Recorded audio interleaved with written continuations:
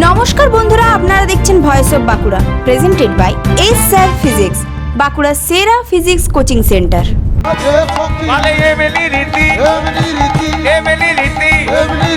কৃষ্ণ প্রেমের রীতি, কখনো হাসাই কখনো কাঁদাই, কৃষ্ণ প্রেমের এমনি রীতি। এটা কোনো সাধারণ সাংস্কৃতিক খবর নয়, এটা বাংলার শিকড়ের গর্জন। এটা প্রমাণ যা বদলায়নি তা হলো বঙ্গীয় কীর্তন। গত 7ই ডিসেম্বর থেকে 14ই ডিসেম্বর 2025 বঙ্গীয় কীর্তন পরিষদের উদ্যোগে সফলভাবে অনুষ্ঠিত হয়ে গেল বঙ্গীয় কীর্তন প্রতিযোগিতা, যে প্রতিযোগিতা একাই নাড়া দিয়ে দিল গোটা বাংলা।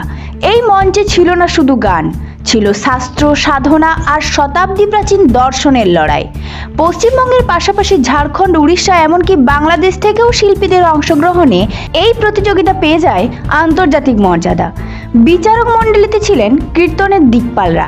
প্রধান বিচারক কীর্তনরাজ শ্রী বীরেন্দ্র কৃষ্ণ দাস বৈরাগ্য মহাশয়, সঙ্গে শ্রীমতী চৈতালি চট্টরাজ এবং সুর বিশেষজ্ঞ সমাপ্তি মুখোপাধ্যায়। প্রতিযোগিতা ছিল আগুনের পরীক্ষা, 5টি কঠিন রাউন্ড।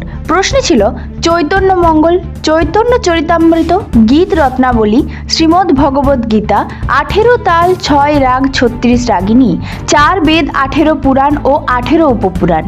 এখানে জিততে হলে দরকার ছিল শুধু কণ্ঠ নয়, শাস্ত্রের গভীর দখল। এই লড়াইয়ে সর্বসম্মতিক্রমে প্রথম স্থান ছিনিয়ে নেন আসানসোলের কীর্তনিয়া শ্রী অঞ্জন উপাধ্যায় মহাশয়, দ্বিতীয় স্থান বীরভূমের রায়কমলিনী ব্যানার্জি, আর তৃতীয় স্থান যুগ্মভাবে হুগলির কার্তিক ঘড়ুই ও কলকাতার অর্পিতা রাউত। বঙ্গীয় কীর্তন পরিষদের নির্বাহী কর্মকর্তা শ্রী শান্তনু নন্দী এবং এইচওডি ওস্তাদ অর্চিষ্মান পাল স্পষ্ট জানিয়েছেন, এই জয় শুধু প্রতিভার নয়, এটা বছরের পর বছরের সাধনার ফল।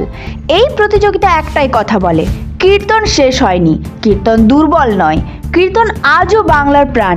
যারা বলে এ যুগে আর কীর্তন চলে না, এই মঞ্চ তাদের কঠিন জবাব। বাংলার সংস্কৃতি যখন মাথা উঁচু করে দাঁড়ায়, ভয়েস অফ বাঁকুড়া তখন সেই গর্জনের কণ্ঠ।